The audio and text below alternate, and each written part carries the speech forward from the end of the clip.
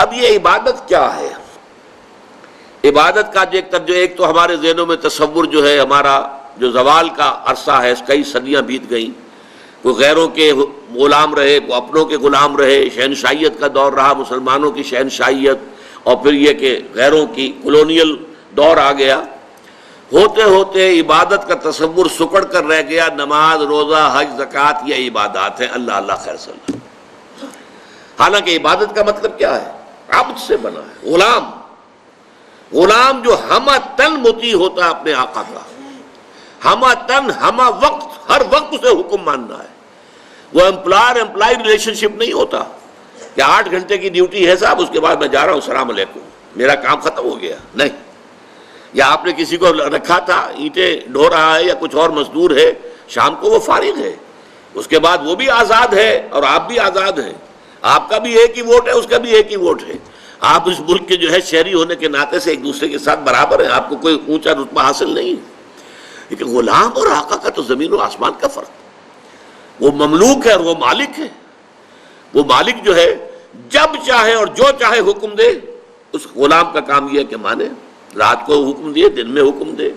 اور اسی طریقے سے اگر وہ آقا جو ہے کوئی کوٹڑی دے دے کہ اس میں تم سو جایا کرو رات کو، تو وہ کوٹڑی کا مالک تو نہیں بن جاتا، کوٹڑی ملکیت تو رہتی ہے آقا کی، ہاں استعمال میں ہے، متاع الحیات الدنیا، دنیا کی زندگی کے برتنے کا سامان ہے بس، باقی یہ کہ ملکیت جو ہے وہ تو آقا کی ہے۔ اس تصور میں اللہ کی بندگی، اور بہت خوبصورتی کے ساتھ ادا کیا شیخ سعدی رحمۃ اللہ علیہ نے، زندگی آمد برائے بندگی، زندگی بے بندگی شرمندگی، وما خلقت الجن والانس الا لیعبدون، یہ تو ہمیں زندگی ملی ہی عبادت کے لیے، لیکن یہ جو میں نے ہمہ وقت ہمہ تن اطاعت اللہ کی عبادت کا تقاضا بیان کیا ہے، یہ بھی ابھی مکمل نہیں ہے، اس میں ایک ایلیمنٹ کا اضافہ ہوگا تب یہ عبادت کا تصور مکمل ہوگا، اور وہ ایلیمنٹ یہ ہے، اطاعت مجبوری کے تحت بھی ہوتی ہے۔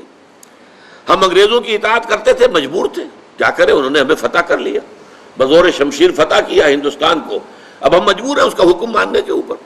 تو جبری جو اطاعت ہے وہ عبادت نہیں کہلائے گی، عبادت کے لیے ہوگی کہ وہ اطاعت محبت کے جذبے سے سرشار ہو کر کی جا رہی ہے، اللہ کی محبت کے جذبے سے سرشار ہو کر ہمہ تن، ہمہ وقت، ہمہ وجوہ اطاعت۔ اب یہ دونوں چیزیں جو ہیں عبادت کے دو جز ہو گئے، ایک جز اطاعت کلی، ہمہ وقت، ہمہ تن، ہمہ وجوہ، اور ایک محبت، اور محبت بھی شدید ترین، والذین آمنوا اشد حبا للہ، جو لوگ کہ ایمان والے ہیں حقیقت میں، ان کی تو شدید ترین محبت اللہ سے ہوتی ہے۔ ان دونوں میں کیا رشتہ ہے، کیا تعلق ہے، کیا ریشیو پروپورشن ہے، اس کی خوبصورت ترین مثال یہ ہے کہ ایک ہمارا جسم ہے، یہ نظر آ رہا ہے، 2.5 من کا یہ جثہ ہے، یہ سب کچھ جو ہے سامنے ہے، ظاہر ہے، لیکن ایک اس کی جان ہے، وہ نظر نہیں آتی۔ اس جسم میں وہ جان نہ ہو تو یہ جسم گل جائے گا، سڑ جائے گا، جلد از جلد اس کو قبر میں اتارنا ضروری ہو جائے گا۔ وہ جان نظر آنے والی شے نہیں ہے، لیکن اس جسم کا سارا وجود اس جان کے اوپر منحصر ہے۔ وہ جان ہے تو یہ سب کچھ ہے، اور جان نکل گئی تو یہ کیا ہے؟ وہ تو پھر ایک عناصر ہے جو منتشر ہو جائیں گے، تھوڑا وقت لگے گا، اس کے بعد سب کے سب تحلیل ہو کر ختم ہو جائیں گے، یا جو حشرات الارض آ کر کھا پی جائیں گے اس کو۔ اسی طریقے سے سمجھ لیجئے کہ عبادت کا جو جسد ظاہری ہے وہ ہے اطاعت۔ اطاعت جب انسان کرتا ہے تو نظر آ جاتا ہے۔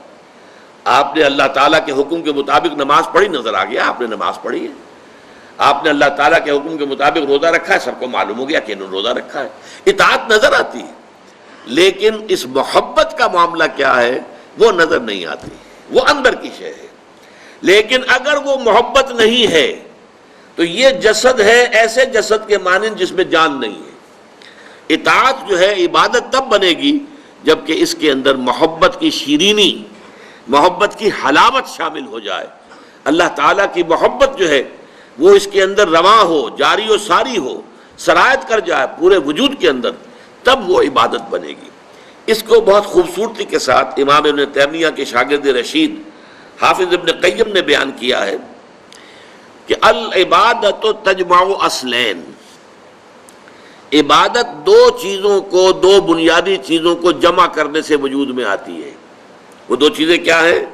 غایت الحب مع غایت الذل والخضوع، حد درجے کی محبت اللہ کے ساتھ، حد درجے کی محبت، اور حد درجے میں اللہ کے سامنے اپنے آپ کو جھکا دینا، بچھا دینا، اپنے عجز اور تذلل، عاجزی، اطاعت گزاری، اطاعت شعاری، اس میں بھی انتہا کو پہنچ جانا۔ یہ دو چیزیں جب جمع ہوتی ہیں، العبادت تجمع اصلین، غایت الحب مع غایت الذل والخضوع، تب جا کر عبادت مکمل ہوتی ہے۔